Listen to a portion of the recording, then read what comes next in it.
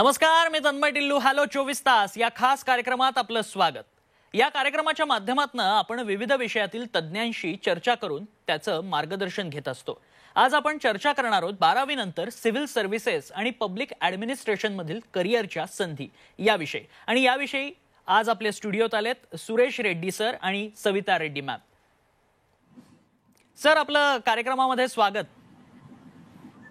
धन्यवाद. मॅम, आपलंही स्वागत कार्यक्रमात. तर कार्यक्रमाला सुरुवात करण्याआधी सुरेश रेड्डी आणि सविता रेड्डी यांच्याविषयी जाणून घेऊयात. सुरेश रेड्डी हे विज्ञान आणि इंग्रजी विषयात पारंगत आहेत. पैनगंगा बहुउद्देशीय विकास संस्था यवतमाळचे ते संस्थापक अध्यक्ष देखील आहेत. 28 वर्षांपूर्वी त्यांनी या संस्थेची स्थापना केली होती. Reddy's college of civil services पाटणबोरीचे ते प्रभारी प्राचार्य देखील आहेत. भारत सरकारच्या विविध पुरस्कारांनी त्यांना सन्मानित करण्यात आलंय. तर सविता रेड्डी मॅडम याही इंग्रजी आणि इतिहास विषयात पारंगत आहेत. पैनगंगा बहुउद्देशीय विकास संस्था यवतमाळच्या त्या संस्थापक सचिव देखील आहेत. रेड्डीज कॉन्व्हेंट आणि ज्युनियर कॉलेज पाटणबोरी जिल्हा यवतमाळच्या त्या प्राचार्य आहेत. भारत सरकारतर्फे त्यांनाही विविध पुरस्कारांनी गौरवण्यात आलंय. तर Reddy's college of social services आणि पब्लिक ॲडमिनिस्ट्रेशन या कॉलेजला राष्ट्रीय तसंच आंतरराष्ट्रीय पातळीवर उत्कृष्ट निवासी शाळा म्हणून देखील सन्मानित करण्यात आले. Reddy's college of civil services आणि पब्लिक ॲडमिनिस्ट्रेशन पाटणबोरी हे महाविद्यालय शासन मान्यता प्राप्त आहे. KKS युनिव्हर्सिटी रामटेकशी संलग्नित देखील आहे. तर या कार्यक्रमाला आता आपण सुरुवात करूयात. सुरुवातीला मी सुरेश सर तुमच्याकडे येतो. BA सिव्हिल सर्व्हिस आणि MA पब्लिक ॲडमिनिस्ट्रेशन या आपल्या महाविद्यालयात जो अभ्यासक्रम सुरू आहे त्याबद्दल काय सांगाल? BA सिव्हिल सर्व्हिसेस आणि MA पब्लिक ॲडमिनिस्ट्रेशन या संदर्भात मुख्यत्वे सांगायचं म्हणजे विद्यार्थी 12वा वर्ग पास झाल्यानंतर जसं मेडिकल, इंजिनिअरिंग किंवा 5 वर्षाचा लॉ कोर्ससाठी जातात किंवा काही ॲग्रिकल्चरसाठी जातात आणि सुरुवातीपासूनच ते मुख्यत्वे 10व्या वर्गापासूनच ते त्यांचा एम ठरवलेला असतात.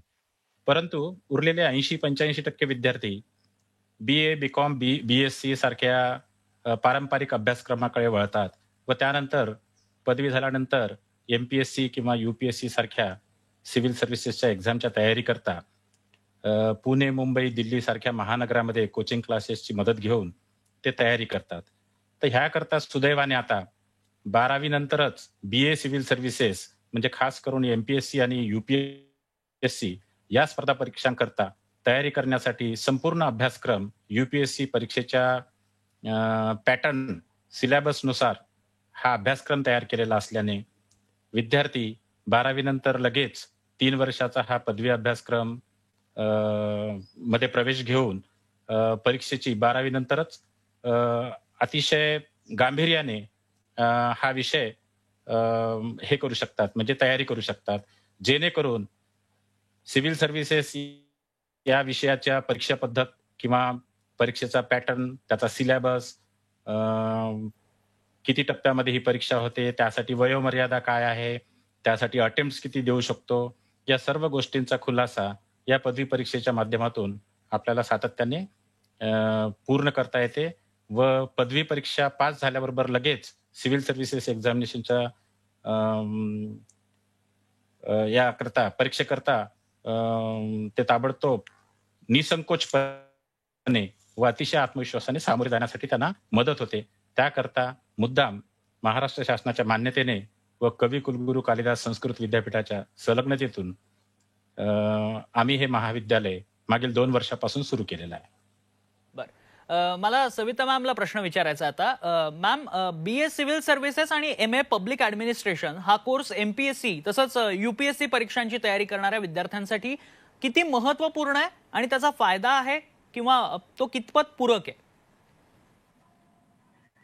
UPSCच्या संपूर्ण सिलेबसवर आधारित हा BA सिव्हिल सर्व्हिस पदवी अभ्यासक्रम आहे.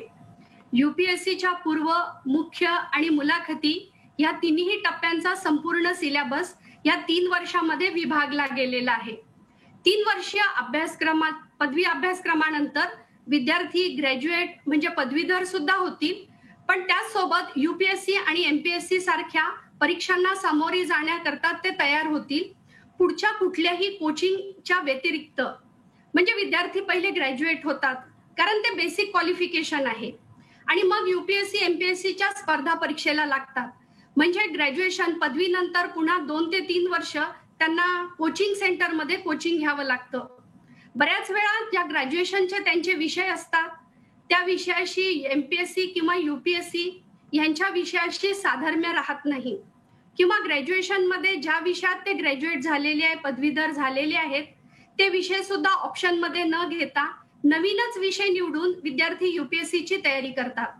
तर मग विचार करावा लागतो की ग्रॅज्युएशन आणि पीजी करता लागणारा 3 ते 5 वर्षाचा कालावधी आणि ग्रॅज्युएशन आणि पीजी यामध्ये त्यांनी घेतलेले विषय, मग कुठेतरी गणित चुकते आणि विद्यार्थ्यांच्या पदरी निराशा पडते.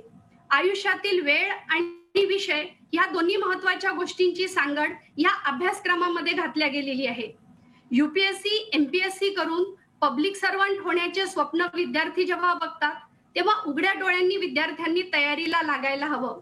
बीए सिव्हिल सर्व्हिस या पदवी अभ्यासक्रमातील मुख्यतः जनरल स्टडी, हिस्ट्री आणि पब्लिक ऍडमिनिस्ट्रेशन हे विषय आणि त्या विषयातील 3 वर्षातील 6 सेमिस्टरमध्ये विभागला गेलेला हा अभ्यासक्रम यामध्ये ह्या अभ्यासक्रमामध्ये युपीएससीचा संपूर्ण अभ्यासक्रम पूर्ण होतो.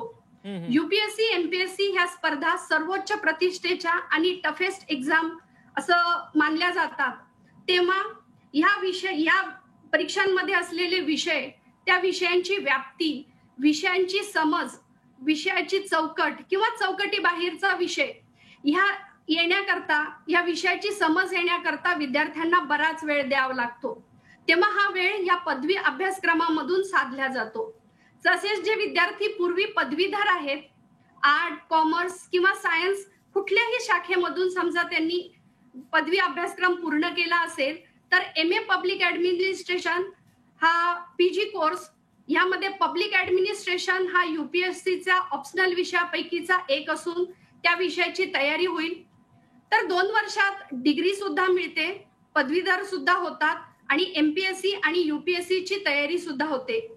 कोचिंग सेंटर मधून विषयांची तयारी विद्यार्थ्यांची होते, पण विद्यापीठाची पदवी तर मिळणार नाही ना.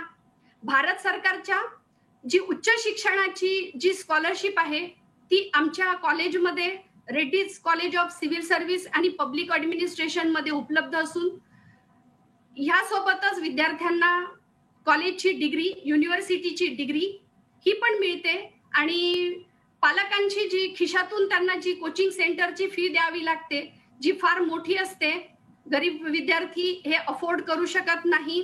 तर यामध्ये युपीएससी एमपीएससीच्या परीक्षेच्या विषयाच्या तयारी करता द्यावा लागणारा वेळ, त्याचा कालावधी, त्याची तयारी आणि फी ह्या सगळ्या गोष्टींचा एक सुंदरसा समन्वय साधला गेलेला आहे. त्यामुळे एमपीएससी आणि युपीएससी ह्या विषयाची तयारी करणाऱ्या विद्यार्थ्यांनी बीए सिव्हिल सर्व्हिस आणि एमए पब्लिक ऍडमिनिस्ट्रेशन या विषयाचा नक्कीच विचार केला पाहिजे. धन्यवाद. अगदी खूप परिपूर्ण आणि पूर्ण अशी माहिती मॅमने दिली. सुरेश सर, मला तुम्हाला प्रश्न विचारायचा, परीक्षा पद्धती, शुल्क किंवा सोयी सुविधा किंवा तज्ञांचं मार्गदर्शन याबाबत काय सांगाल?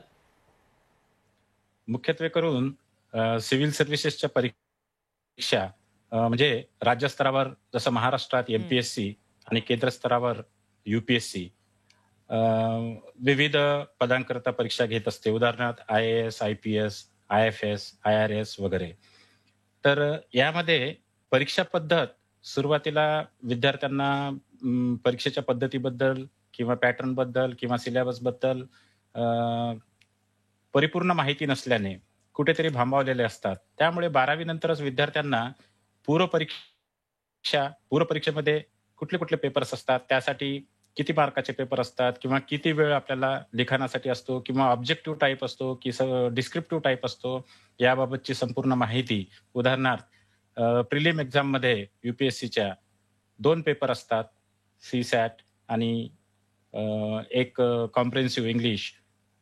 तर यातून विद्यार्थ्यांना 200 मार्काचे हे 2 पेपर द्यायचे असतात. ही प्रिलिमिनरी परीक्षा पास झाल्यानंतर किंवा पात्र झाल्यानंतर मुख्य परीक्षेला विद्यार्थ्यांना बसण्याची संधी मिळते. मुख्य परीक्षेमध्ये एकंदरीत 9 पेपर असतात.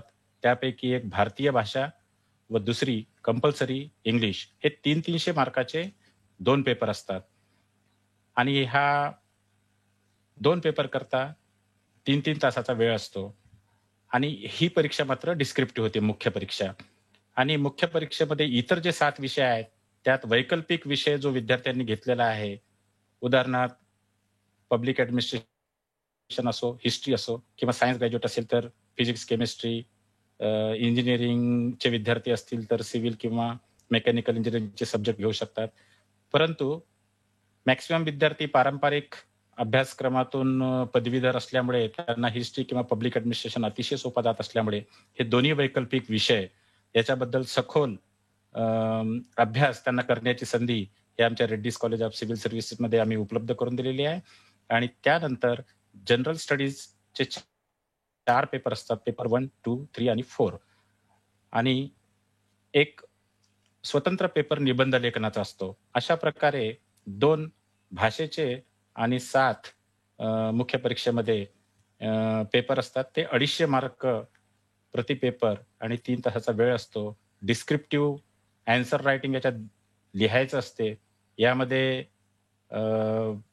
वेग ॲन्सर्स देण्याऐवजी फॅक्ट्स, फिगर्स किंवा ग्राफिकल ॲन्सर्स UPSCला अपेक्षित आहेत. त्यामुळे विद्यार्थ्यांना निगेटिव्ह मार्किंगच्या बाबत सुद्धा इथे दर आठवड्याला आम्ही सराव परीक्षा जी घेतो, टेस्ट सिरीज ज्याला आपण म्हणतो, त्यातून OMR शीटवर मार्किंग कसं करायचं, कुठल्याही एक पर्याय निवडणे आवश्यक आहे. कधी 2 ठिकाणी पर्याय निवडला तर तो प्रश्न कसा आपला डिस्क्वालिफाय होतो मार्किंगसाठी, याची सातत्याने सरावाची आवश्यकता आहे. उदाहरणार्थ एका दिवशी 3-3 तासाचे जर 2 पेपर असतातच, तर 6 तास विद्यार्थ्याला सातत्याने लेखन करावं लागते आपल्या परीक्षेच्या उत्तराच्या संदर्भात.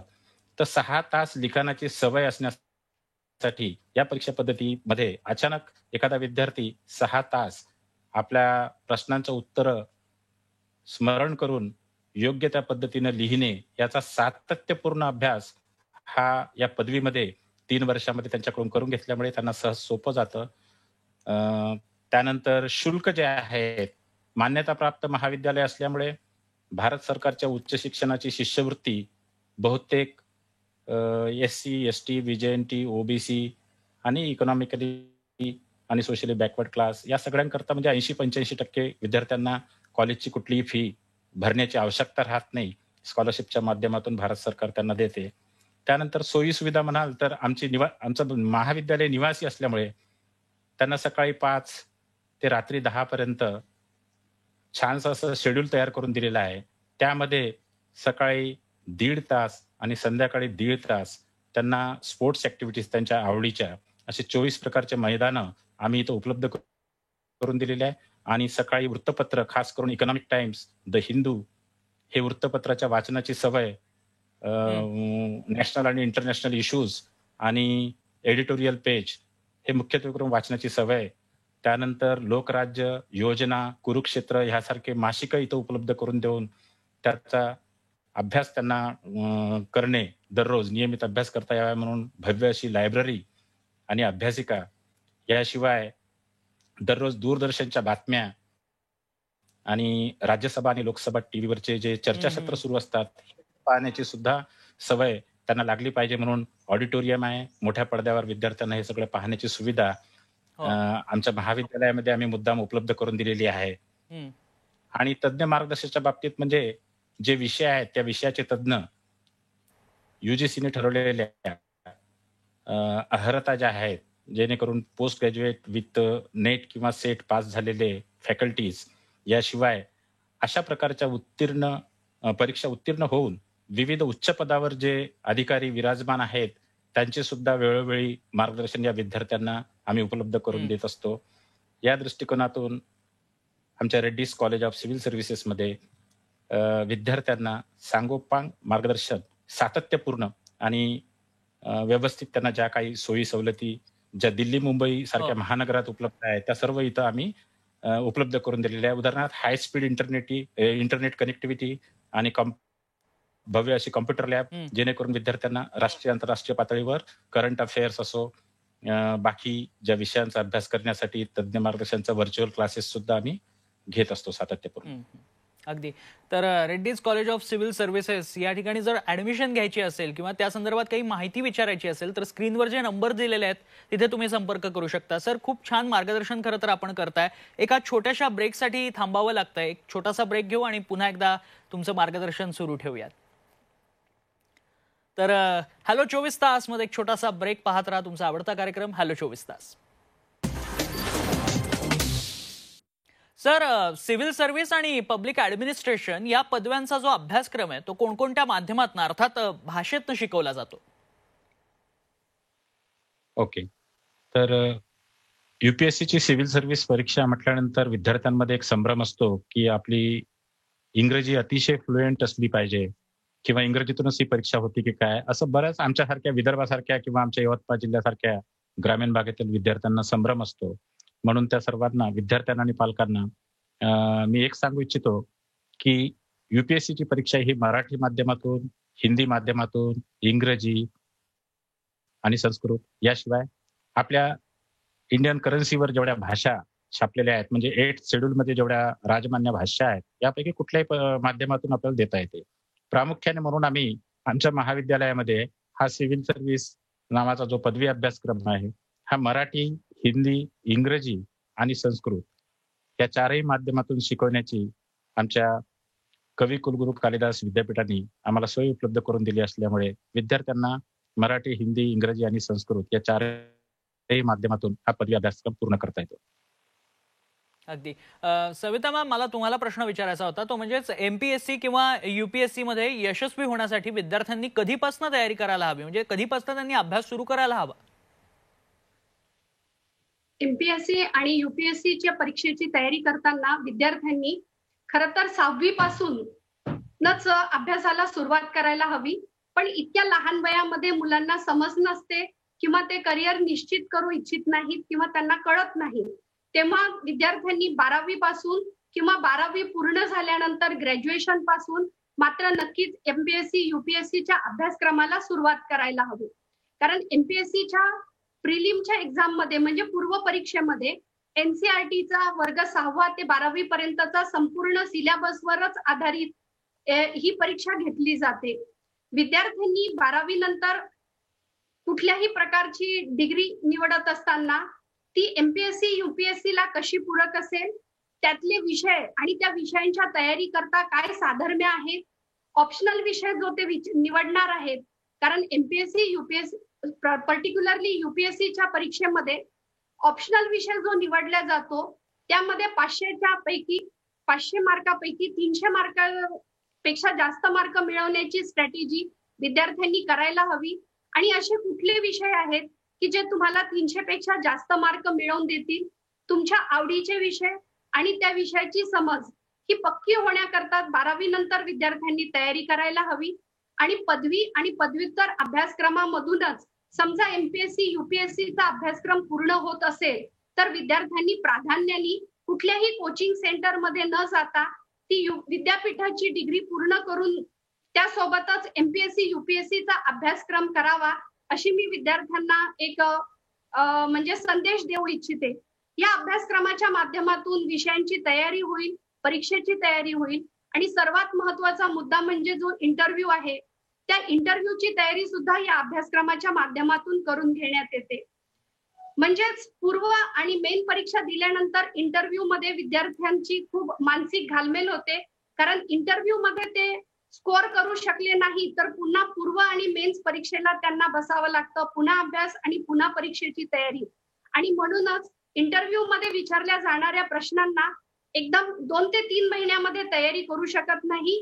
ही एक लाईफ प्रोसेस आहे.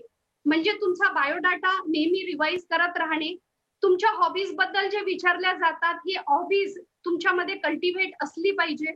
तुमचं बॉडी पोस्चर, लँग्वेजेस या सगळ्या विषयांवरची तयारी करण्याकरता विद्यापीठामार्फत तयार करण्यात आलेला हा अभ्यासक्रम सुंदर असून विद्यार्थ्यांनी ह्या अभ्यासक्रमामध्ये यूपीएससीचा अभ्यासक्रम पूर्ण होईल, सोबतच पदवी आणि पदव्युत्तर पीजी डिग्री सुद्धा विद्यार्थ्यांना मिळेल. तेव्हा विद्यार्थ्यांनी 12वी पासूनच अभ्यासाला सुरुवात करायला हवी. 3 ते 5 वर्षाचा कालावधी हा विद्यार्थ्यांना फर्स्ट अटेम्प्ट मध्ये यूपीएससी क्रॅक करण्याकरता महत्वाचा ठरू शकतो. त्यामुळे विद्यार्थ्यांनी 12वी पासून सुरुवात करून विद्यापीठाच्या डिग्री सोबतच अभ्यासाचे साधर्म्य साधलं पाहिजे असं मी सांगू इच्छिते. अगदी खरंय. प्रत्येक विद्यार्थ्याचं खरं तर हे स्वप्न असतं की सिव्हिल सर्व्हिसेस किंवा पब्लिक ऍडमिनिस्ट्रेशन मध्ये आपण नोकरी करावी आणि आपण त्यात असावं, असं प्रत्येकाचं स्वप्न असतं. मॅम, पण मला तुम्हाला प्रश्न विचारायचा आहे, MA पब्लिक ऍडमिनिस्ट्रेशन केल्यानंतर इतर कुठल्या संधी खुल्या होतात विद्यार्थ्यांसाठी? आताच आपण बघितलं की सिव्हिल सर्व्हिसेस मध्ये आपल्याला बऱ्याचशा संधी आहेत, म्हणजे हा अभ्यासक्रम त्याकरता पूरक आहेत. पण त्यासोबतच मी सांगू इच्छिते की देशामध्ये 5 लाख प्राध्यापकांच्या रिक्त जागा आहेत आणि माननीय सर्वोच्च न्यायालयाने ह्या रिक्त जागा भरण्यासाठी केंद्र सरकारला निर्देश दिलेले आहेत आणि त्यामध्ये 2 लाखाहून अधिक पोस्ट या पब्लिक ऍडमिनिस्ट्रेशन ह्या विषयाच्या प्राध्यापकांसाठी आहे. नेट सेट परीक्षा उत्तीर्ण करून प्राध्यापक करण्यासाठी ही सर्वात मोठी संधी MA पब्लिक ऍडमिनिस्ट्रेशनच्या विद्यार्थ्यांकरता उपलब्ध आहेत. यासोबतच आजची नवीन आव्हाने, नवीन प्रश्न, नवीन समस्यांना सामोरे जाण्याकरता प्रायव्हेट सेक्टर मध्ये सुद्धा म्हणजे नॅशनल आणि इंटरनॅशनल कंपनीमध्ये सुद्धा MA पब्लिक ऍडमिनिस्ट्रेशन या क्वालिफिकेशनला प्राधान्य देत आहे. मॅनेजमेंटच्या डिग्रीपेक्षा ह्याला जास्त महत्व प्राप्त झालेलं आहे. Human resource manager, legal counsellor of management, marketing plan manager, fund raiser for event, relation manager, programme analyst करता अर्थात बऱ्याच संधी या एकंदरीत MA पब्लिक ऍडमिनिस्ट्रेशन केल्यानंतर उपलब्ध होऊ शकतात. अगदी अगदी. तर आज खूप छान मार्गदर्शन आपण केलं सुरेश रेड्डी सर आणि सविता रेड्डी मॅम. तुम्ही आज खूप छान माहिती दिलीत, त्याबद्दल आपले आभार. धन्यवाद. आणि या खास कार्यक्रमात वेळ झाली इथेच थांबण्याची. पाहत रहा हॅलो 24 तास.